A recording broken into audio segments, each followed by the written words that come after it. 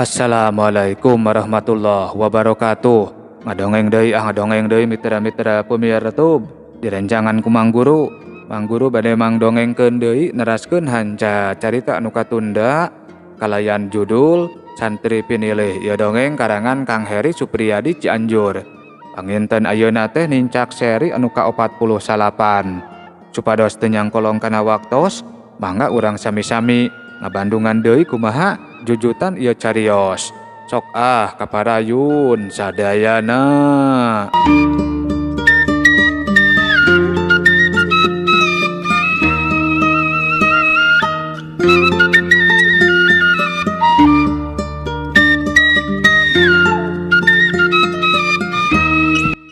Mitra-mitra pemiar YouTube dongeng Mang Guru, lumayan lila warga Cilanjung jeung lurahna ngagimbung di imah Kang Husna teh nepi ka antukna mah sararea aramitan mangsa panon poe geus mimiti manceran. Upami Jang Aris parantos mulih deui, omat pangdugikeun. Atur nuhun pisan kitu kana bantosanana, ceuk Lurah Cilanjung rutret ka Nyi Iyam jeung ka Kang Husna. Mangga Pak Lurah, ceuk Kang Husna anu nemalan teh. Ari Nyi Iyam mah tibang unggeuk. Geus kitu mah Lurah Cilanjung jeung Pak Ulis pating solongkrong ngajak sasalaman ka Nyi Iyam jeung ka Kang Husna. Dituturkeun ku nu sejena. Sarta anu saterusna mah barudal ti eta imah. Nyi Iyam jeung Kang Husna ngajajabkeun nepi ka tepas imah. Engke dina waktosna insyaallah abdi oge bade ngahadiran nikahanana Jang Aris, ceuk Lurah Cilanjung sanggeusna nepi kaburuan. Atur nuhun pisan sateu acana oge Pak Lurah, tembal Kang Husna siga anu bungah. Bring, geus kitu mah warga Cilanjung jeung lurahna naringalkeun imah Kang Husna. Iwaljang Didin anu teu langsung milu mulang teh malah anteng ngadaharan manggu di tepas imah. Mawa keur kolot Din, ceuk Kang Husna ngareret kanu keur cacaleuhakan. Bade Kang, bade ngabantun kanggo Nyi Adah deui, tembal Jang Didin semu ngosom. Kituna teh jadi teu weleh make basa anu hade. Ari ayeuna mah kaunggal jalma anu umurna aya di saluhureunana teh. Ya pek bae dah loba ieu, tapi bantuan heula ngabagi-bagi itunya. Lebar moal kadahar, ceuk Kang Husna tutunjuk kana pamahanan warga Cilanjung anu nepi ka ngajug-jurug di patengahan. Siap Kang, siap, ceuk Jang Didin haget nyanggupan. Geus kitu mah Jang Didin jeung kolotna Jang Aris pak-pik-pek ngantongan mangrupaning dahareun anu rek dibagikeuneun. Moal cios ka sawah teh Akang, tanya Nyi Iyam kanu jadi salakina mangsa ngababas-babaskeun jengkol jeung kacang panjang. Isukan deui we Nyai, geus barang teuing ayeuna mah. Ari buruhan kanggo Jang Us teh kumaha kitu Kang? Buruhan naon ceuk Jang Didin nyelang wangkongan. Pan Jang Us teh mantuan ngagarap sawah Didin. Oh, ari kitu. Uus anu mana teh nya? Budak ceuy Mas, karunya teu nyaho di rupa bapa budak eta mah. Da basa keur dina jero kandungan teh, bapana maot. Oh, apal atuh Didin oge eta mah. Engke we ku Didin urang sanggakeun. Sakantanan bari masihkeun ieu ka mana si Uus, ceuk Jang Didin. Ituna teh bari tutunjuk kana rupaning dahareun anu geus meunang ngawadahan. Nya syukur atuh ari daek mah, yeuh duitna. Tah ieu mah yeuh keur maneh, bisi rek meuli udud, ceuk Kang Husna ngasongkeun sababaraha lambar duit. Sok sanajan asal mah kekepehan, tapi sanggeusna terus-terusan dipaksa mah Jang Didin daekeun narima kana pamuruh keur meuli ududna. Mitra-mitra pemiar YouTube dongeng Mang Guru, sanggeus sagala rupana rengse di wadahan, Jang Didin jeung Kang Husna angkaribung ngabagi-bagikeun dahareun. Ari Nyi Iyam mah teu pipilueun da loba uruseun, nyatana kudu meresan jeung ngumbahan wawadahan urut nyuguhan semah. Waduh, mana segala rupa Jang. Aya manggu segala deuih nya. Cek bapana Nyi Adah. Mang Sajang Didin ngabagikeun babawaanana anu panungtungan. Haha. Seueur anu ngintun, Pak. Lebar saurna teh. Moal katuang sadayana. Temal Jang Didin bari jeung ngabapakeun sagala ayeuna mah ka bapana Nyi Adah teh. Itu ari jelema anu loba mangpaatna mah, sok loba anu resepeun. Oh nya. Cari di dieu nya, ke penting rek diayakeun tahlilan, ambe aya anu mantuan ngabagikeun berkatna. Haha. Tahlilan dina raraga naon, Pak? Haul aki ramana Bapak, ceuk Nyi Adah mang nemalkeun. Haha. Oh, nya mangga atuh hari kitu mah. Nanging abdi teh bade wangsul heula, da kedah wawartos heula ka Mas sareng ka Bapak. Oh nyapek bae. Tapi moal waka di bahanannya dah keur olah keneh. Ah, sawios Pak. Geus kitu mah gancang bae Jang Didin mulang heula ka Cilanjung ngajingjing manggu anu pamere ti Kang Husna.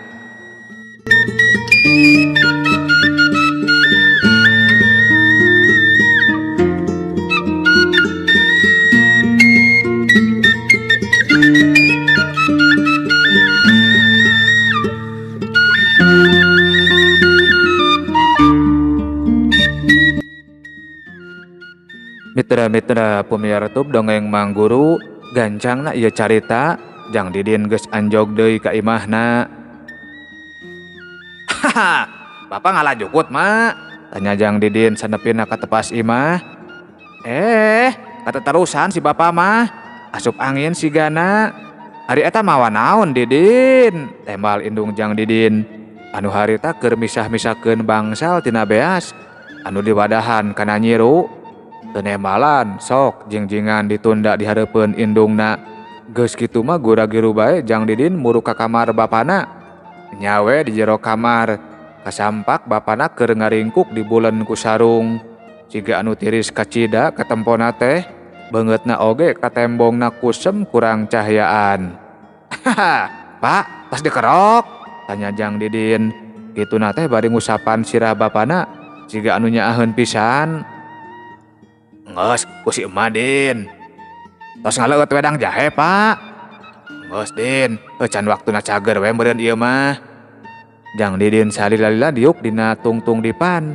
Ngadonungguan bapana bari mencetan leungeun jeung sirah bapana sabisa-bisa. Mangsa kadenge sora bedug di unggal tajug. Jang Didin gura-giru mandi heula. Sarta anu saterusna mah ngalakonan salat lohor di kamarna. Sareng sena salat Jang Didin ngeureuyeuh ngawiridkeun kalimah anu pamere ti Jang Aris teh, beuki husu bae ka tempona enggoning wiridanana teh. Dina kaayaan kitu ujug-ujug sanggeus aya kana sababaraha kedapanana wiridan, karasa ku Jang Didin asa aya anu muter dina luhureun embun-embunanana, tapi teu dipalire jongjon bae Jang Didin mah neruskeun wiridanana. Bas! Anu saterusna mah eta hawa anu cikeneh karasa muter dina luhureun embun-embunana teh, karasa asup kana awakna, nepi ka tembong rada ngageter awak Jang Didin oge. Mangpaatkeun, teu pake ngubaran Bapak hijab, teu pek pake aki mah rijo, teu jamaca kicu oge geus jaji hak hijab. Gebeg korejat. Jang Didin nepi ka ngagebeg sarta langsung ngorejat. Mangsa ngadenge suara aki-aki anu cikeneh ngomong, kalayan asa ditompokeun pisan kana ceulina. Astagfirullahaladzim, ceuk Jang Didin ngusap beungeutna, anu dibadakan sepa kakara ngalaman perkara anu sarupa kitu sigana mah. Pikeun sababaraha jongjongan mah, Jang Didin ngadon hulang-hulang di kamarna, siga anu keur mikiran kekecapan saurang aki-aki anu cikeneh ngomong ka dirina. Nah, nya kitu harewas anu bieu teh. Tapi kumaha cara makena deui? Kitu garendengna Jang Didin. Kituna teh bari jeung masih keneh semu hulang-hulang. Sanggeus aya kana sababaraha kedapanana hulang-hulang deui, jung Jang Didin nangtung koloyong ka rohangan dapur. Adon nyokot cai tiis kana cangkir. Kaloyong geus kitu mah jang didin ka kamarna deui. Gek sila dina sajadah anu masih keneh ngampar. Cai anu dina cangkir di sanghareupan dicekel kedua leungeunna. Bismillahirrahmanirrahim. Kalayan ngawiridkeun kalimah anu pamere ti Jang Aris dina jeroning hatena. Jang Didin neuteub eta cai. Mun nyajat heula sangkan eta cai dijancenkeun lanjong ku Gusti. Buledkeun cekat oge niatkeun ngajajikeun eta cai jadi ubar.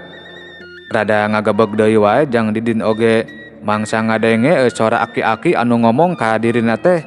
Tapi ari ayeuna mah henteu nepi ka ngarenjag siga samemehna. Sanggeus mamaner silana, batin Jang Didin mimiti ngajerit kanu Maha Kawasa. Sakumaha tujuan anu jadi pamaksudanana. Tekad jeung paniatan dibuleudkeun ngajadikeun eta cai sangkan jadi ubar. Dina kaayaan kitu ujug-ujug buruk-buk. Deulila antarana cai anu keur disanghareupan ku Jang Didin buburuk-bukan siga anu ngagolak. Rada bengong Jang Didin oge siga anu teu percaya kana tatempoanana sorangan. Tapi teu kungsi pegat ngawiridkeun kalimah anu keur dibaca dina sajeroning hatena. Mitra-mitra pemiara tub dongeng Mang Guru, sanggeusna Jang Didin mungkas wiridna.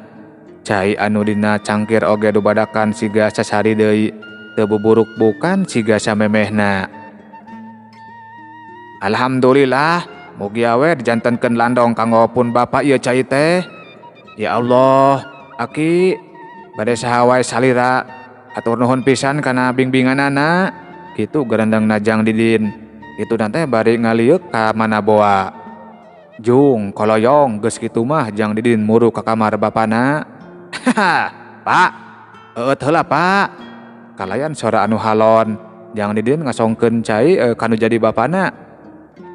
Geus nginum Bapak mah Din. Aduh, ceuk bapana Jang Didin rada muringis. Ieu mah cai tambah Pak. Cai tambah ti saha Din? Ti Kisueb Pak. Tembal Jang Didin sakeunana. Teu ngomong deui geus kitu mah bapana Jang Didin maksakeun diuk. Gap leguk. Sanggeus nampanan cangkir mah bapana Jang Didin nginum eta cai nepi ka beakna. Jang Didin mah tibang nempokeun. Masya Allah, cek bapana Jang Didin rungah ringeh. Aya naon Pak? Langsung cagor Din.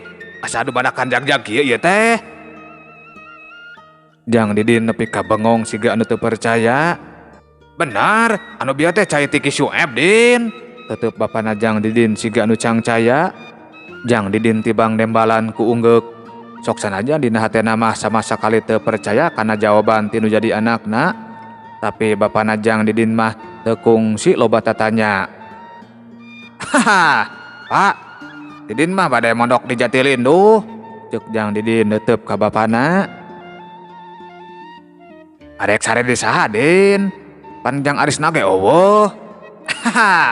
Di bumi Nyi Adah Pak. Tadi ramana Nyi Adah miwara ngawengi supados aya anu ngabantosan acara tahlilan saurna teh. Tahlilan naon Din? Haul akeun Nyi Adah Pak. Oh, nyapek bae atuh ari kitu mah. Hampura we kitu Bapak mah moal ka ditu. Da si emak eueuh baturna. Mohon Pak. Geus kitu mah Jang Didin ngoloyong deui ka kamarna. Bapana Jang Didin oge gancang hudang sarta gura-giru nyampeurkeun pamajikanana anu harita keur pak-pikpek di rohangan dapur. Bapana Jang Didin ngadon galecok ngawangkongkeun kaayaan awakna. Anu dumadakan jag-jag deui canggeusna nginum cai tambah tinu jadi anakna. Mitra-mitra pemiartub dongeng Mang Guru, peutingna di imahna Mang Lili nya di imah bapana Nyi Adah. Bada isa teh geus loba warga anu daratang nepi ka pinuh ka tepas imah. Aya acara tahlilan teh sigana mah Lurah Asep jeung Kang Husna oge araya di dinya. Siga umumna dina acara tahlilan dahareun ngabarak di patengahan. Anu ditepas mah teu dipiringan dahareunana teh, tapi dijagrakeun jeung nyiru-nyiruna anu eusina opak, ranginang, kueh bugis, cuhcur jeung sajabana. Wajit oge nepi ka aya sababaraha rupa. Jang Didin bulak-balik nyuguhan anu daratang. Udud keur hadirin anu ditarepas mah Jang Didin ngodok tina pesakna sorangan. Sareng sena tahlilan, puluhan warga meh bareng barudal. Kalayan paroman anu katembongna barungah pisan. Sabab ngajaring jing pipiti pikeun ngabagjakeun kula wargana sewang-sewangan. Lurah Asep jeung sababaraha inohong lembur anu teu langsung mulang teh malah ngawarangkong heula. Bari pating kelepus nyaresep udud. Siga anu narikmat pisan, Jang Didin oge milu ngariung. Ari Nyi Adah jeung indungna mah pak-pikpek meresan wawadahan.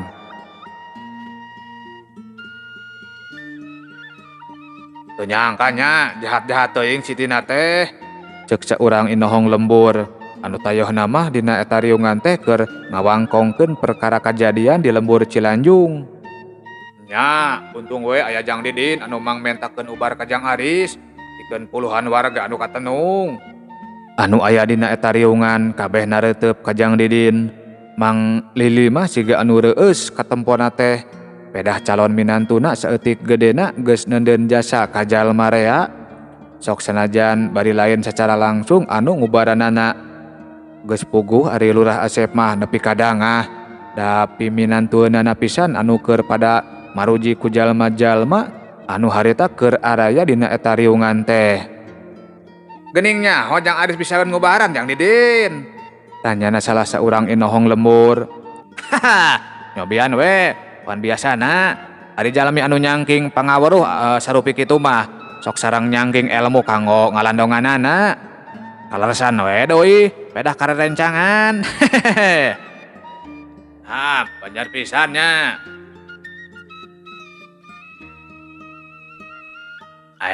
Nya, Jang Lurah. Asa caranya poan yang Yasmin ari ayeuna mah kamanya kicu.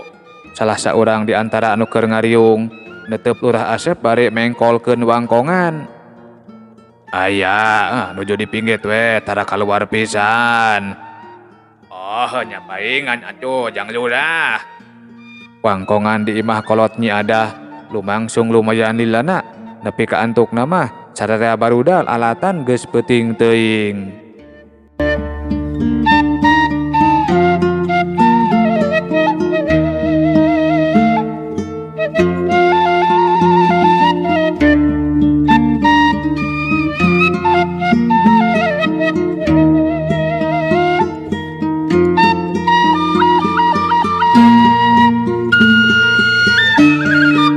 Mitra-mitra pemirsa YouTube dongeng Mang Guru, wanci beuki nyedek ka tengah peuting. Kaayaan lembur geus sepi jempling. Dina kaayaan harita kalayan kacaangan ku cahaya bulan anu moal lila deui manjing kana mangsa purnama. Ditapel wates lembur Jatilinduh pating juringkang dua jirim. Anu beuki lila beuki asup ka jero lembur. Tetela eta dua jirim teh tayalian si Ajo jeung si Purut. Anu jadi baladna katembong si Purut mah mamawa kompan leutik. Geus aya kompan sigana mah dina zaman harita oge. Sok sanajan tacan loba anu makena.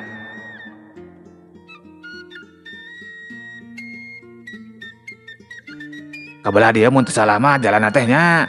Tanya si Ajo mangsa ngarandag heula. Kituna teh bari nuduhkeun jalan anu rek di sorangna. Heuh, rek di podaran heula jelemana atawa rek diduruk heula imahna. Ari langsung diduruk imahna bisi kaburu gojrut jeung bisi teu modar jelemana. Mending oge podaran heula we jelemana, kakarek duruk imahna. Bener oge. Curelat, jeleng. Geus kitu mah si Ajo jeung si Purut pating jorelat neruskeun lalampahanana nepi ka antukna mah duanana aranjog kaburuan imahna Kang Husna. Anu mana kamarna nya? Ceuk si Purut ngareret ka baladna.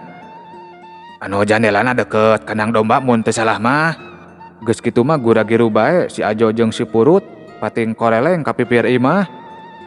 Cokel jandelana, ceuk si Ajo harewosan. Si Purut tibang unggek, sanggeusna ngasongkeun heula kompan leutik ka si Ajo mah. Gura-giru bae si Purut mesat bedogna. Sarta anu saterusna mah teu sirikna nahan ambekan keketayepan ngadeuketan jandela. Si Ajo tibang nempokeun mangsa si Purut geus mimiti nyokel jandela teh.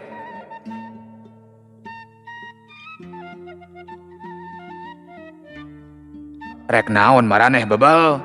Gebeg si Ajo jeung si Purut nepi ka pohara ngararenjagna. Mangsa kagarewahkeun ku hiji sora, meh bareng duanana pating lalieuk kana datangna sora. Si tergos beureum, cek si Ajo kanu jadi baladna. Mangsa di hareupeunana ka tembong aya saurang lalaki anu keur ngajega. Kalayan bangetna anu kahalangan ku tergos kelir beureum. Dubadakan sarepa banget si Ajo jeung si Purut oge. Tayohna mah geus nyaho kana kamampuhan jalma anu harita keur ngajega di hareupeunana, anu geus neulah sok disebut si tergos beureum. Rek naraon ari maneh koplok? Tanyana deui si tergos beureum. Kituna teh bari dibarengan ku tutunjuk sagala. Jurelat, jeleng jeleng jeleng. Kalayan teu kungsi nembalan heula kana pananya si tergos beureum. Langsung bae si Ajo mangpret ninggalkeun eta patempatan. Dituturkeun kudu jadi baladna. Si tergos beureum unggut-unggutan sarta anu saterusna mah gura-giru bae ngagedig ninggalkeun eta patempatan. Teu lila antarana canggeus si tergos beureum rada jauh ninggalkeun eta patempatan. Kang Husna jeung Nyi Iyam pating kurunyung ka tepas imah sarta lunga lengo nempoan kaayaan. Cag heula nya hei.